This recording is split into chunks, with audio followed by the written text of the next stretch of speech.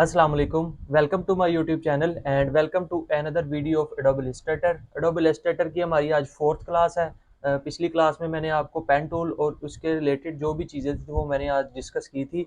I hope आपको वो समझ आ गई होगी। और पेन टूल शेप बनाने के लिए, कस्टम शेप ड्रा करने के लिए बहुत ही इम्पोर्टेंट है और बहुत ही यूज़फुल एक टूल है। आज की जो हमारी क्लास है वो बहुत ही इम्पोर्टेंट है डिज़ाइनिंग में। अगर आप ग्राफिक डिज़ाइनिंग में एक अच्छा स्कोप हासिल करना चाहते हैं तो वो जो आज हम टूल पढ़ेंगे या देखेंगे, वो उसकी प्रैक्टिस भी करेंगे, वो आपके लिए बहुत ज़्यादा बेनिफिट होगा। और कैसे उसको यूज़ करना है, क्या क्या उसमें टाइप्स हैं और क्या उसका फ़ायदा और क्या उसका नुकसान है, वो हम आज की वीडियो में डिस्कस करेंगे। वीडियो को एंड तक देखिएगा। So let's start. ये मैंने एक आर्टबोर्ड लिया है नया। आज का हमारा जो टूल है वो है टाइप टूल या टेक्स्ट टूल, जिसको हम कहते हैं। पेन टूल हमने देखा था, आज हमारे पास है टाइप टूल या टेक्स्ट टूल। ठीक है, जो भी आप इसको कहना चाहते हैं। ये टाइप टूल जब आप इस पर क्लिक करेंगे तो ये आपके पास एक कर्सर जो है वो आपके पास आ जाएगा, यानी कि यहाँ से आप स्टार्ट कर सकते हैं ये जो भी आपने लिखना चाहते हैं। अगर आप लेफ्ट क्लिक करेंगे तो एक डमी जो है वो टेक्स्ट आपके पास लिखा आ जाएगा, लोरियम इप्सम। बेसिकली ये लोरियम इप्सम डमी पैराग्राफ है। बहुत ही ये सीसी वर्जन जो डब इलस्ट्रेटर का है उसमें ये आता है, वरना पहले कर्सर ब्लिंक करना आ जाता था कि आप यहाँ से लिख सकते हैं। इसका फ़ायदा आपको ये हो सकता है कि आपको पता चल जाएगा कि ये हमारा टेक्स्ट यहाँ पे ड्रा हुआ है, ये यहाँ पे इंसर्ट हुआ है। छोटे से छोटा साइज़ का भी अगर आप करेंगे तो आपको इजीली वो नज़र आ जाएगा, विजिबल होगा। अब अगर आपने कुछ भी यहाँ लिखना है तो वो आप लिख सकते हैं। ठीक है, ये तो हो गया बेसिक सी चीज़ है कि ये हम हर कोई भी आप जो टूल या जो भी आपको सॉफ्टवेयर इस्तेमाल करेंगे उसमें भी जो टेक्स्ट टूल जो है वो लाजमी होगा। लेकिन इलस्ट्रेटर में इसमें क्या जो है वो एडवांटेज है हमें, वो हम देखते हैं। ठीक है, ये आपने अगर एक वर्ड लिखना है या एक लाइन लिखनी है तो आप एक लाइन लिख सकते हैं। अगर आपने एडोब फोटोशॉप या एडोब इलस्ट्रेटर में या एडोब एक्सडी में अगर 2 या 3 लाइनें लिखनी हो तो आप इस तरह की हरकत मत कीजिएगा कि एक लाइन लिखने के बाद एक नया टेक्स्ट टूल या टाइप टूल इनेबल करें। ये वाला काम जो है वो बहुत रॉन्ग है, बहुत गलत है। अगर आप डिज़ाइनिंग कर रहे हैं तो ये एक बैड इम्पैक्ट है, ये बैड इंप्रेशन है। अगर आपने 2 या 2 से ज़्यादा लाइन्स लिखनी है तो आप इसको ऐसे करें, टेक्स्ट टूल को इनेबल करें, क्लिक करें लेफ्ट क्लिक और आप लिख सकते हैं दिस इज वन लाइन जैसे। अब ये एक आपकी लाइन फॉर एग्जांपल कंप्लीट हो गया, तो आपने नेक्स्ट लाइन लिखनी है तो इंटर प्रेस करें तो ये आपकी सेकंड लाइन पे ऑटोमेटिकली आ जाएगा। ये वाला मेथड जो है वो बेहतर है। अगर आप जितनी मर्जी लाइंस लिखना चाहते हैं वो लिख सकते हैं। ठीक है, अब ये आपका एक फॉर एग्जांपल पैराग्राफ टाइप बन गया है। इसको आप कहीं पे भी इंसर्ट कर सकते हैं उठा के जहाँ पे भी आपने लिखा है। लेकिन अगर आप एक लाइन लिखने के लिए एक अलग टेक्स्ट टूल है इंसर्ट करेंगे, दूसरी के लिए अलहदा करेंगे, तो बहुत सा ऑकवर्ड बन जाएगा आपका, जो बहुत सी लेयर्स बन जाएंगी जो आपको नुकसानदेह होगा और आपके डिज़ाइनिंग में एक रफ सी शेप बन जाएंगी। अब इसके बाद हम आ जाते हैं, नेक्स्ट देखते हैं। जैसे मैं लिखता हूँ यहाँ पे हेलो वर्ल्ड। ठीक है, अब अगर इसका आपने साइज, ये एंकर पॉइंट्स आ रहे हैं, ये हैंडल्स आ रहा है इसका। ठीक है, आप इसको इस्तेमाल कैसे करना है। फॉर एग्जांपल अगर आपने इसका साइज बड़ा करना है, जब आप इसको सिलेक्शन टूल पे जाके फिर ही साइज बड़ा होगा। सिलेक्शन टूल फर्स्ट क्लास में मैंने आपको बताया था उसका क्या रोल है। ठीक है, अब इसको अगर आपने, ये आपके पास कॉर्नर पॉइंट्स आ रहे हैं, आप कहीं से भी पकड़ के इसको बड़ा या छोटा कर सकते हैं। लेकिन जब आप इसको बड़ा या छोटा करेंगे तो ये आपका स्ट्रेच भी करेगा इसका, तो ये बहुत सी बुरा सा बन जाएगा। जैसे ये मैं इसको करूँगा तो ये बहुत ही आपके डिज़ाइन में एक बैड इम्पैक्ट क्रिएट करेगा। इसका ये बेहतरीन सोल्यूशन ये है कि आप शिफ्ट का इस्तेमाल करें। जैसे मैंने आपको शेप्स में बताया था कि शिफ्ट के इस्तेमाल से वो इक्वल साइज देता है। ऐसे ही अगर आप इधर पे शिफ्ट करेंगे, कोई सा भी कॉर्नर पॉइंट पकड़ लें या मिड पॉइंट पकड़ लें, आप उसको अगर ड्रैग करेंगे तो वो इक्वल साइज में बड़ा होगा, तो ना ही वो बुरा लगेगा। ठीक है, आप इसको बड़ा करके छोड़ें माउस के साथ तो ये देखें बिल्कुल एक परफेक्ट वे और परफेक्ट तरीके से आपके सामने आया। अगर आप मिड से भी करेंगे तो ये ऐसे ही करेगा, ये बड़ा छोटा एक साइड से बड़ा एक साइड से छोटा नहीं होगा, इक्वल साइज में बड़ा या छोटा होगा अगर आप शिफ्ट का यूज़ करेंगे।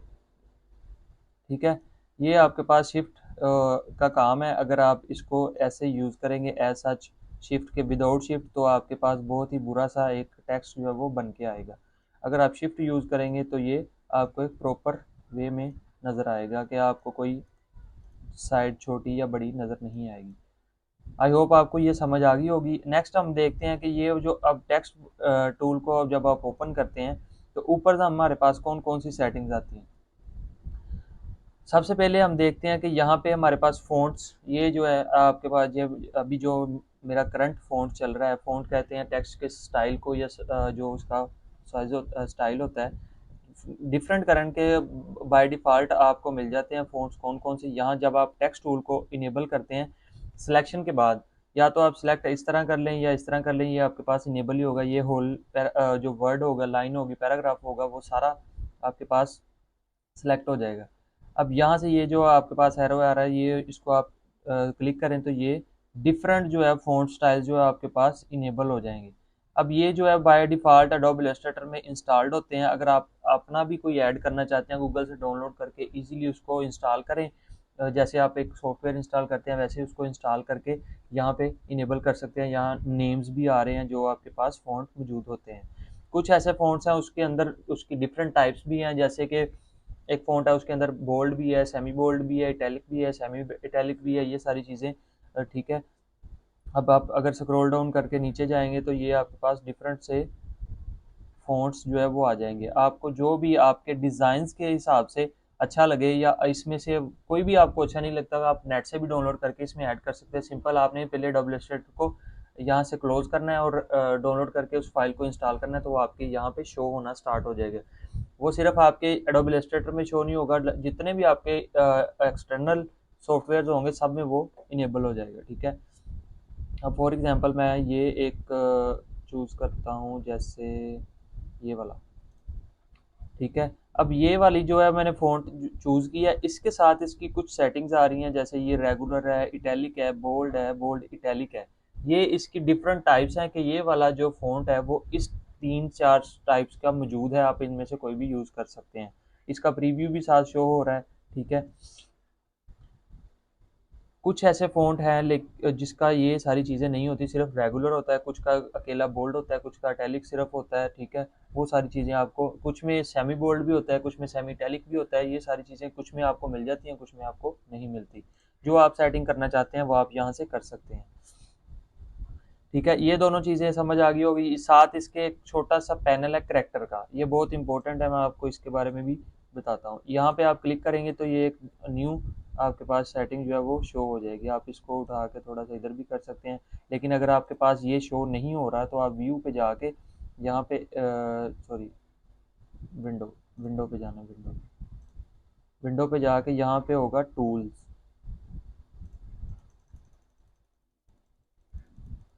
यहाँ टाइप और ये करैक्टर। टाइप टूल विंडो पे जाके टाइप के सबसे पहला जो है करैक्टर, इसकी शॉर्टकट की है कंट्रोल T।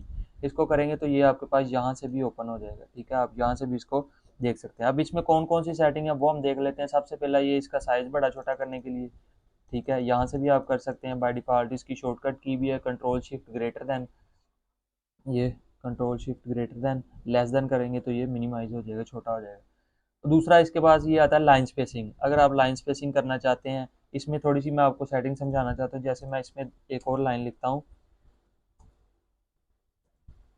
ठीक है। ये मैंने लिखी है,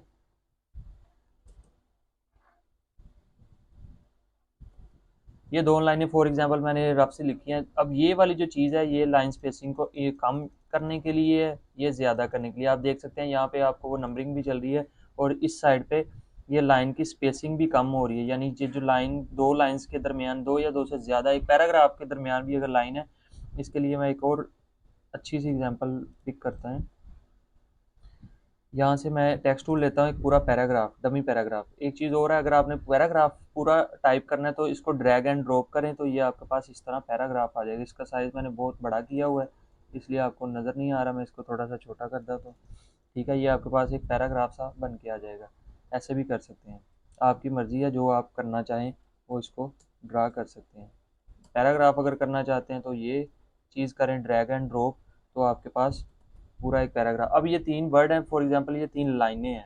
अब इसमें आप स्पेसिंग कम करना चाहते हैं तो इसको रिड्यूस करें, बढ़ाना चाहते हैं रिड्यूस करें। ठीक है। ये सारी चीज़ें आपको अच्छे से पता होनी चाहिए। और एक चीज़ इसमें ये है कि अगर मैं यहाँ से ये जो एरो पॉइंट्स आ रहा है, इसको मैं सिलेक्ट करके यहाँ पे कर दूँ 80, सॉरी 80 नहीं, 48 कर दूं। अब अगर मैं इसका साइज़ बढ़ाऊंगा, फॉर एग्जांपल मैं इसका साइज़ अगर बड़ा करता हूं तो ये कुछ इस तरह सा रफ सा हो जाएगा। मैं आपको यही रिकमेंड करूंगा यहाँ से इसको ऑटो पे रहने दें, ठीक है। आप थोड़ा बहुत अगर कम या ज़्यादा करना चाहते हैं तो वो करें, लेकिन इसको ऑटो पे रहने दें और अपना काम जो है वो जो भी करना चाहते हैं इधर से अपनी सेटिंग जो है वो आप इजीली कर सकते हैं। ऑटो पे रखेंगे तो जो आपका यहाँ पे फ़ॉन्ट आएगा उसी हिसाब से वो उसकी लाइन स्पेसिंग को एडजस्ट कर देगा, ठीक है। उसके बाद है kerning। kerning जो है वो बहुत इंपॉर्टेंट है, न्यू है सीसी वर्जन में। अगर आप सीसी वर्जन यूज़र हैं तो आपको इसका ज़रूरत पड़ सकती है। फॉर एग्जांपल ये मैंने एक वर्ड लिखा है, पहले तो हमने देखा था लाइन स्पेसिंग, यानी एक जो लाइंस पैराग्राफ लिखा है उसमें जो लाइन के दरमियान स्पेस आ रही है उसको कम या ज़्यादा करने के लिए हम यूज़ कर सकते हैं। kerning जो है वो आपका फॉर एग्जांपल ये W और O के दरमियान जो स्पेसिंग है, अगर आप इसको कम करना चाहते हैं तो आप यहाँ से इसको कर सकते हैं, ठीक है। अब आप देख सकते हैं ये जितने भी वर्ड हैं वो सारे मूव हो रहे हैं डब्ल्यू की तरफ, ठीक है। मैं इसको नेगेटिव की तरफ लेके जा रहा हूँ, ORLD जो है वो साथ साथ डब्ल्यू के साथ साथ आते जा रहे हैं। आप बाय डिफ़ॉल्ट भी कर सकते हैं इसको ऐसे क्लिक करके भी, ठीक है। ये सारा ऐसे हो सकता है। ये एक वर्ड के दरमियान जो स्पेस होती है उसको खत्म करता है, इसको हम कहते हैं kerning। उसके बाद आ जाता है अगर ये आपने इसका टेक्स्ट का जो है वो साइज़ ऊपर नीचे करना है, यानी उसको स्ट्रेच करना है या कम ज़्यादा करना है स्ट्रेच, तो आप इससे यहाँ से कर सकते हैं। लेकिन मैं आपको ये रिकमेंड नहीं करूँगा क्योंकि इससे आपका जो जो मौजूदा फ़ॉन्ट होगा वो सारा ख़राब हो जाएगा। इसलिए कोशिश करें इसको कम यूज़ करें, लेकिन अगर आपको कहीं ज़रूरत पड़ती है तो यूज़ करें। अब ये वाली जो चीज़ है ये भी एक पूरे सेंटेंस को, ये जो भी आपने वर्ड लिखा हुआ है तो वो सारे को या तो मर्ज करेगा या तो एक्सपैंड करेगा। आप इसको ज़्यादा कम जितना भी करना चाहते हैं वो कर सकते हैं, ये उतना ही उसको करेगा। अब उसके अलावा ये आ जाता है, जैसे फॉर एग्जांपल मैं ये एक वर्ड ओ जो है वो सिलेक्ट करता हूँ, ठीक है। अब ये वाला जो नेक्स्ट पोर्शन है बेसलाइन शिफ्ट, ये जो है आपकी बेसलाइन, जो भी आप वर्ड एक वर्ड पे अगर काम करना चाहते हैं तो उसी को ये ऊपर नीचे करेगा। लेफ्ट राइट अगर आप करना, और सॉरी ऊपर या नीचे उसकी बेस लाइन से हट के करना चाहते हैं तो वो कर सकते हैं। जैसे मैं इसको 50 कर देता हूँ, ठीक है, ये बहुत ऊपर चला जाएगा। ये यूज़ होगा लेकिन इतना रफ यूज़ नहीं आपने करना कि बहुत ही ऑकवर्ड सा लगे। सम टाइम आप टाइपोग्राफी करते हैं या टी शर्ट डिज़ाइन करते हैं तो उसमें इस तरह की चीज़ें करना आपके लिए बेनिफिशियल होती हैं, इसीलिए ये आपको बताना ज़रूरी है, ठीक है। उसके बाद आ जाता है रोटेल करेक्टर रोटेशन। अगर आपने कोई भी एक करेक्टर जो है वो सिलेक्ट किया हुआ उसकी रोटेशन देनी है तो आप वो भी दे सकते हैं, ठीक है। ये तो ओ है, ये रोटेट होकर वही रहना है, इसको सिलेक्ट करने का फ़ायदा कोई नहीं। मैं जैसे फॉर एग्जांपल आर को सिलेक्ट करता हूँ, ये वाला आर, अब इसकी रोटेशन अगर मैं करूँ तो इसका समझ आएगा कि ये रोटेट हो रहा है, ठीक है। ये सारी चीज़ें इस करैक्टर में आती हैं, ठीक है। उसके बाद हमारे पास ये नीचे सेटिंग्स आ जाती हैं टेक्स्ट की, कि टेक्स्ट को जैसे आप अगर वो अल्फ़ाबेटिक या कैपिटल लेटर में लिखना चाहते हैं तो ये वाला यूज़ करें। ऑल कैप्स, ये जैसे मैं इसको करता हूँ ऑल कैप्स करता हूँ तो ये ऑल कैपिटल हो जाएंगे, और अगर आप इसको ऑफ कर देंगे तो ये आ जाएगा। अब ये वाला जो है स्मॉल कैप्स हो जाएगा छोटे लफ्ज़ों में, जिसको हम कहते हैं। फर्स्ट वाला जो है वो लार्ज होगा, बाकी सारे छोटे। उस अगर आपने पावर में देना है, जैसे मैथमेटिकल इक्वेशन होती है ए स्क्वायर, तो आप इसमें सबस्क्रिप्ट सुपर स्क्रिप्ट इसको कहते हैं, इसको सबस्क्रिप्ट कहते हैं, ठीक है। ये सारी चीज़ें अंडरलाइन लगानी है तो आप वो यहाँ से लगा सकते हैं, अगर आपने सबस्ट्रोक लगानी है तो वो यहाँ से लगा सकते हैं, ये सारी चीज़ें। उसके बाद पैराग्राफ आ जाता है। पैराग्राफ की सेटिंग, अगर आप कोई पैराग्राफ एक लिख रहे हैं तो उसके लिए ये ज़रूरी है। लेफ्ट अलाइनमेंट होता है, सेंटर अलाइनमेंट होता है और राइट अलाइनमेंट होता है। ये आप अगर किसी चीज़ के लिए पैराग्राफ लिख रहे हैं तो वो वहाँ पे आपका यूज़ होगा। टाइप टाइप टूल में और भी काफ़ी चीज़ें, area type tool, type on path tool, vertical type tool, vertical area type tool, ये सारी चीज़ें इंशाल्लाह हम नेक्स्ट लेक्चर में इसी के पार्ट 2 में करेंगे। आज के लिए ये आपको बहुत ही बेनिफिट होगा, आप इसको देखें। इंशाल्लाह नेक्स्ट क्लास में हम इसको कवर करेंगे, और इसका कलर जो है, इसमें कलर कैसे कर सकते हैं वो भी मैं आपको बताऊँगा, और इसकी जो बाकी टाइप्स है रिमेनिंग टाइप टूल की, वो भी इंशाल्लाह इसके टाइप टूल के पार्ट 2 में आपको कल बताऊँगा। अगर वीडियो पसंद आए तो वीडियो को लाइक करें, चैनल को सब्सक्राइब करें और अपना बहुत सा ख्याल रखिएगा। इंशाल्लाह आपसे मुलाकात होगी कल नेक्स्ट लेक्चर में। अल्लाह हाफ़िज़।